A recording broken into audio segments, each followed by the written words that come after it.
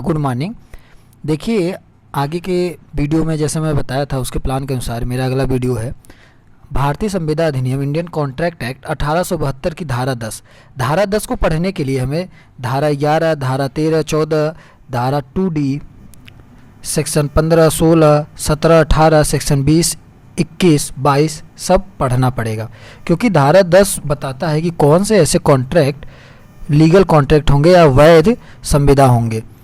तो इसके लिए हमें इस शर्त के अनुसार जो इस शर्त को पालन करेंगे वही धारा 10 के अनुसार वैध संविदा होंगे। यदि इसमें से इन शर्तों का पूरा होना अनिवार्य नहीं होता है तो ये वैध संविदा नहीं माना जाएगा। तो इसके लिए देखिए क्या होता है, तो मैंने इसमें कुछ लिखे नहीं, मैं बोल देता हूँ। इसमें देखिए, इसके पहले वीडियो में बताया था कि दो पक्ष होने चाहिए, जिसमें धारा 2A के अनुसार एक प्रस्तावक तथा धारा 2B के अनुसार एक स्वीकर्ता होना चाहिए, तथा दोनों एक ही बात पर एक ही मत में एक अर्थ में एक मत होना चाहिए। तथा तीसरा जो धारा 10 के अनुसार दिया गया है कि उनमें संविदा करने की क्षमता होना चाहिए। संविदा करने की क्षमता मतलब सेक्शन 11 बताता है कि संविदा करने की क्षमता क्या होती है। तो संविदा करने की क्षमता जो है उसके अनुसार कि वह व्यक्ति वयस्क हो, मतलब वयस्क हो अर्थात वह अवयस्क ना हो। यह कैसे पता चलेगा? भारतीय वयस्कता अधिनियम 1875 के अनुसार धारा 3 में दिया गया है कि जो भी व्यक्ति 18 साल की उम्र पूरा कर लिया है वह वयस्क माना जाएगा। तथा धारा 11 यह भी बताता है कि संविदा करने वाला की मानसिक स्थिति संतुलित हो, मतलब असंतुलित दिमाग वाला व्यक्ति संविदा करने का योग्य नहीं है। ये कौन बताता है? धारा 11। तथा धारा 11 मतलब सेक्शन 11 ये बताता है कि वह तत्काल लागू किसी कानून के द्वारा उसे अयोग्य घोषित न किया गया हो। तो यदि इन तीनों शर्त के अनुसार वह है तभी वह माना जाएगा कि वह एक कॉम्पिटेंट पर्सन है कॉन्ट्रैक्ट करने के लिए। पहला क्या? वह वयस्क हो, 1875 की धारा 3 के शर्त का पालन करता हो, वह असंतुलित दिमाग वाला ना हो, वह तत्काल लागू किसी कानून के द्वारा अयोग्य ना घोषित किया गया हो। ठीक, यदि वो इन तीनों शर्तों का पालन करेगा तो वह माना जाएगा कि वह एक कॉम्पिटेंट पर्सन है। यदि वह धारा 11 के शर्तों को पूरा कर लेगा तो यह एक शर्त हुई धारा 10 के अनुसार कॉन्ट्रैक्ट करने के लिए योग्य व्यक्ति होने के लिए। दूसरा क्या होने के लिए मांगता है? दूसरा यह कहता है कि संविदा करने के प्रयोजन के लिए वह मतलब स्वच्छचित होना चाहिए। इसमें ये इसी में आ जाएगा धारा 11 का ये, और वह उसकी सम्मति होनी चाहिए। मतलब यदि सम्मति की परिभाषा जो है ना वह सेक्शन 14 में बताता है कि सम्मति या स्वतंत्र सम्मति क्या होती है। तो यदि कोई व्यक्ति इन धाराओं में के अनुसार अपनी सहमति देता है, यदि उसके ऊपर ये प्रभाव लागू किए जाते हैं। पहला क्या? प्रपीड़न जो कि सेक्शन 15 में बताता है। दूसरा अनड्यू इन्फ्लुएंस जो सेक्शन 16 बताता है। तीसरा कपट या फ्रॉड जो सेक्शन 17 में बताता है। तथा दुर्व्यसन सेक्शन 18 में जो बताता है। अगर ये सभी अगर किसी व्यक्ति के ऊपर प्रयोग किए जाते हैं, इससे इन सभी का प्रयोग कर किसी की सहमति ली जाती है तो वह स्वतंत्र सहमति नहीं मानी जाएगी, मतलब फ्री कंसेंट नहीं मानी जाएगी। इसके अलावा क्या होता है कि स्वतंत्र सहमति के बाद प्रतिफल वैध होना चाहिए। वैध प्रतिफल की परिभाषा सेक्शन 2D में है, मतलब दोनों पक्षों जैसे A और B प्रस्तावक 2A 2B में जो हैं उन दोनों को समान प्रतिफल मिले। ऐसा कि नहीं कि किसी को जट कर कोई काम किया जाए। तो प्रतिफल दोनों का वैध होना चाहिए। दोनों में संबंध वैध होने चाहिए। ठीक, उद्देश्य वैध होना चाहिए। वैध उद्देश्य की परिभाषा किसमें है?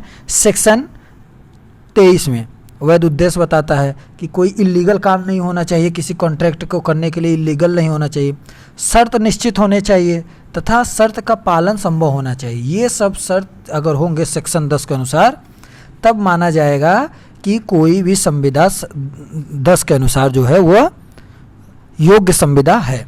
अब देखिए इसके साथ क्या होना चाहिए कि जैसे मैंने बताया कि उसमें एक वैध सहमति या वैध उद्देश्य या वैध संबंध होना चाहिए। जैसे ये केस था बाल्फोर वर्सेस बाल्फोर 1919। इसमें क्या हुआ, एक पति जो है कि श्रीलंका जा रहा था, अपनी पत्नी से वादा करता है कि वह वहाँ पहुँच के 30 पाउंड पर महीने उसको रकम भेजेगा, परंतु पति ऐसा नहीं करता है।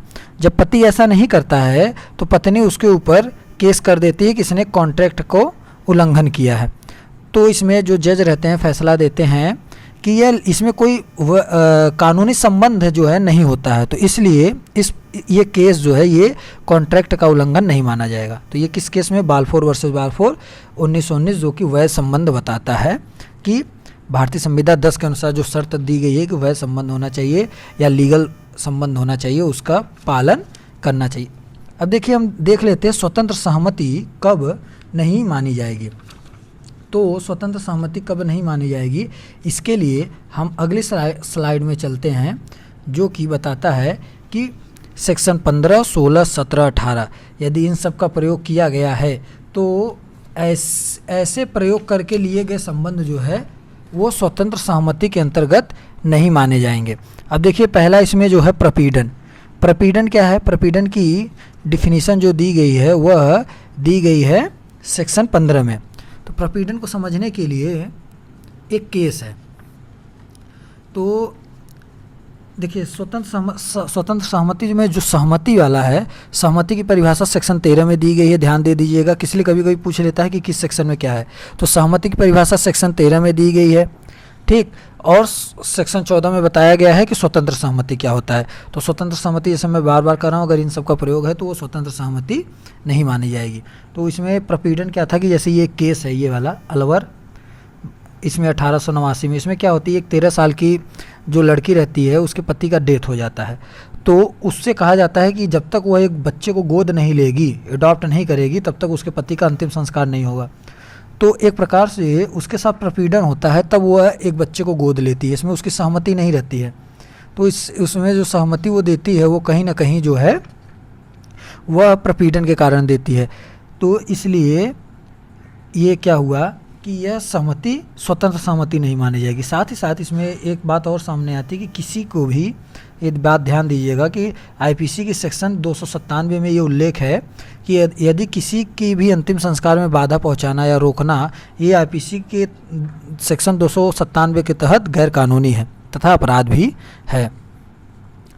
तो इसकी परिभाषा प्रपीड़न की हम लोग देख लिए, इस केस के माध्यम से हम समझ लिए कि किसी व्यक्ति को अनुबंध करने के लिए मजबूर करने के इरादे से यदि उसको मजबूर किया जाता है तो वो प्रपीड़न माना जाएगा, ठीक है। इसमें बार बार ये होते हैं कि प्रपीड़न में संशोधन किया ये है, इसके लिए मैं एक एक सेक्शन के लिए स्पेशल क्लास बता दूंगा, लेकिन यहाँ मेरा उद्देश्य सेक्शन 10 को समझाना है, तो सेक्शन 10 के अंतर्गत इतना समझाना बहुत मोर देन सफिशिएंट है। अब देखिए सेक्शन 16 क्या है कि यदि स्वतंत्र सहमति के लिए सेक्शन 16 का प्रयोग किया गया है अनड्यू इन्फ्लुएंस का, तो वह सहमति स्वतंत्र सहमति नहीं माना जाएगा। तो अनुचित प्रभाव का अर्थ है दूसरे पक्ष के किसी व्यक्ति को संविदा करने के लिए विवश करने के उद्देश्य से उस पर किसी प्रभाव का अनुचित प्रयोग करना। यह क्या बताता है, सेक्शन 16 बताता है। इसी प्रकार सेक्शन 17 देख लेते हैं। आगे मैंने कुछ इसमें क्वेश्चन भी दिया है, तो मैंने टाइमर लगा रखे हैं, तो वो पूरा नहीं हो पाएगा, तो उसको आप कर लीजिएगा। सेक्शन 17 जो बताता है वह बताता है कपट या कि फ्रॉड या मिस्र। सेक्शन 17 फ्रॉड बताता है, सेक्शन 18 बताता है मिस रिप्रेजेंटेशन। तो इसका जो सेक्शन 17 में है कि यदि किसी भी फ्रॉड मतलब कि यदि गलत बयानी या जानबूझकर या सोच समझकर किसी दूसरे पक्ष को ठगने या उसके साथ धोखा करने का इरादा से कोई कॉन्ट्रैक्ट किया गया हो, तो यह कहा जाएगा कि मतलब उसने मिस रिप्रेजेंटेशन अर्थात दुरुपदेशन सेक्शन 18 किया है। इसी प्रकार यदि गलत बयानी की गई है जाने या अनजाने में, तो ये कहा जाएगा मतलब जानबूझ के, तो वो कहा जाएगा सेक्शन 17 के तहत कि यदि किसी के साथ फ्रॉड करके उसको कॉन्ट्रैक्ट के लिए विवश किया जाता है। तो ये बात हो गई। अब देखिए करार स्वतंत्र सम्मति के बिना कब माना जाएगा, जब उसमें कि सेक्शन 20 और 21, 22 का हो, अगर उसमें पाया जाएगा तो फिर भी ये माना जाएगा कि ये जो सम्मति थी यह नहीं मानी जाएगी। मतलब ये अगर इसमें सेक्शन 20 का है, एक सेक्शन 20 क्या कहता है, मिस्टेक ऑफ फैक्ट, यदि कहीं भूल संबंधी बात है तो यह माना जाएगा कि ऐसे संविदा शून्य संविदा है। इसी प्रकार सेक्शन 22 का में क्या बताता है कि यदि कोई दो पक्ष है, उसमें से एक पक्ष के द्वारा भूल की गई है, तो वो जिस पक्ष के द्वारा की गई उस पक्ष के द्वारा वह वॉइड नहीं बल्कि वॉइडेबल होगा। इसी प्रकार सेक्शन 21 कहता है कि यदि विधि का लोप हो, अगर किसी भी कॉन्ट्रैक्ट में अगर विधि का पालन ना किया गया हो तो भी वह क्या होगा, शून्य होगा। तो यहाँ हम देख लिए कि ये क्या होता है। इसमें एक केस है, इसको आप देख लीजिएगा, पढ़ लीजिएगा। अब देखिए इससे संबंधित जो प्रश्न है, एक देखिए मेंस का प्रश्न पहले हम देख लेते हैं, फिर प्री। ये देखिए ये क्या था, in action to void a contract on the ground of undue influence the plaintiff has to prove 2 points, explain those point and different kinds of relation leading. तो देखिए इसमें क्या है ना, आप इस क्वेश्चन के लिए अनड्यू इन्फ्लुएंस पूछा है तो प्रमुख रूप से आप इसमें जो बात करेंगे वो बात करेंगे, किसका बात करेंगे, वो बात करेंगे सेक्शन 16 का। इसके साथ ही साथ सेक्शन 16 को आप तभी समझा पाएंगे जब आप कहीं ना कहीं सेक्शन 14 के तत्व को समझाएंगे, सेक्शन 10 के तत्व को समझाएंगे, और साथ ही साथ इन सबको भी समझा देंगे, और इसके साथ इन केसों का प्रयोग भी आप कर दीजिएगा। तो ये आपको मेंस वाला जो क्वेश्चन हो जाएगा। अब देख लीजिए इसमें जो प्री क्वेश्चन पूछे जाते हैं उसको हम थोड़ा सा कर लेते हैं कि जो प्री के क्वेश्चन यहाँ पर पूछे गए हैं। तो देखिए ये पहला क्वेश्चन क्या है कि पहला क्वेश्चन, संविदा के निम्नलिखित आवश्यक तत्वों में से किसे भारतीय संविदा अधिनियम में स्थान प्राप्त है। तो आप इसकी देखिए पहले आप विकल्प लगाइए, 1 मिनट पॉज करके फिर इसको पढ़ लीजिएगा। देखिए इसमें दिया गया है कि धारा 10 में क्या क्या दिए गए, पक्षकारों के बीच करार, विधिपूर्व प्रतिफल होना चाहिए, सक्षम करार होना चाहिए, मैं शुरू में ही बताया था, स्वतंत्र सहमति होनी चाहिए। तो अगर ये सब चीज़ें जब है ना, तब ये माना जाएगा कि 10 के तहत ये तत्व हैं कॉन्ट्रैक्ट के। इसी प्रकार देखिए दूसरा क्वेश्चन क्या है कि संविदा की धारा 10 के अनुसार निम्नलिखित में से कौन सा एक करार संविदा को परावर्तित करने के लिए आवश्यक है। तो करार के अनुबंधों की निश्चितता कि मतलब मैंने शुरू में बताया था ना कि निश्चित होना चाहिए, असंभव ना होना चाहिए। तो ये सब ये क्वेश्चन आप सारे देख लीजिएगा, मैंने कुछ दे दिए हैं आप लोगों की सुविधा के लिए, ठीक है। जैसे यहाँ पर भी है कि देखिए जो वयस्कता का संबंधी जो प्रमुख केस था ना, मोहरी बनाम धर्मदास घोष, इससे भी देखिए आए हैं एपीओ में क्वेश्चन। इसको भी आप देख के, ये सारे क्वेश्चन का व्याख्या है इसमें, तो इसमें समय देने का नहीं। देखिए मैं समझ रहा हूँ कि सेक्शन 20 शायद मैंने नहीं बताई। देखिए 2 भूल होती है ना, सेक्शन 20, 21, 22 में मिस्टेक बताई गई है कॉन्ट्रैक्ट अधिनियम की। तो देखिए भूल 2 टाइप की मुख्यतः होती है। एक तो था तथ्य संबंधी भूल।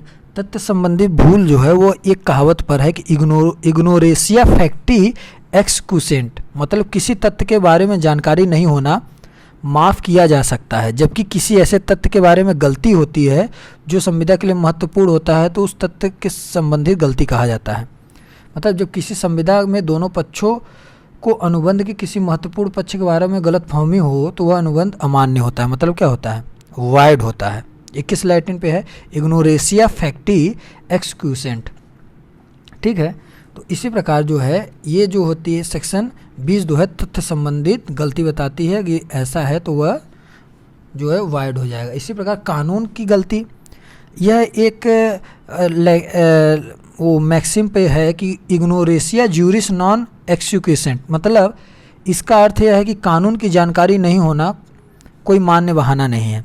दूसरे शब्दों में इसका अर्थ है कि कोई पक्ष कानून नहीं जानने के कारण अपने द्वारा किए गए किसी काम की जिम्मेदारी से नहीं बच सकता। इसे ही कानून की गलती कहा जाता है, ठीक है ना। तो जैसे अगर कोई कहे कि मुझे पता नहीं था कि इस कॉन्ट्रैक्ट में लॉ ऑफ लिमिटेशन था, तो ऐसा नहीं है। अगर कहीं भी अगर लॉ संबंधी अगर आप भूल करते हैं तो ये आपकी मानी नहीं जाएगी। तो भारतीय संविदा अधिनियम 1872 की धारा 21 के अनुसार कोई संविदा इस कारण वाइडेबल नहीं होती है कि यह भारत में लागू कानून के बारे में जानकारी नहीं होने के कारण हुआ है, किंतु किसी ऐसे कानून के बारे में जानकारी नहीं होना जो भारत में लागू नहीं है का प्रभाव वैसा होता है जो किसी तथ्य संबंधी गलती के कारण होता है, समझे। तो इससे आप बहाना नहीं कर सकते हैं। और ये प्रश्न आप देख लीजिएगा, उम्मीद है कि आपको समझ में आया होगा। 10-20 सेकंड है, उसमें मैं और बता देता हूँ कि देखिए अवयस्क के साथ की गई संविदा शून्य होती है। एक अवयस्क कभी भी ऐसे करार का प्रवर्तन नहीं करा सकता है, ठीक है। तो फिर यहाँ देखिए अवयस्क द्वारा उससे की गई संविदा क्या होती है, शून्य, शून्यकरणी, वैध, अवैध। देखिए हम बताएं ना वाइड होती है, शून्य होती है। अब देखिए कि कौन सा कथन अवयस्क द्वारा किया गया करार क्या होता है? डी। इसमें भी देखिए शून्य होता है। तो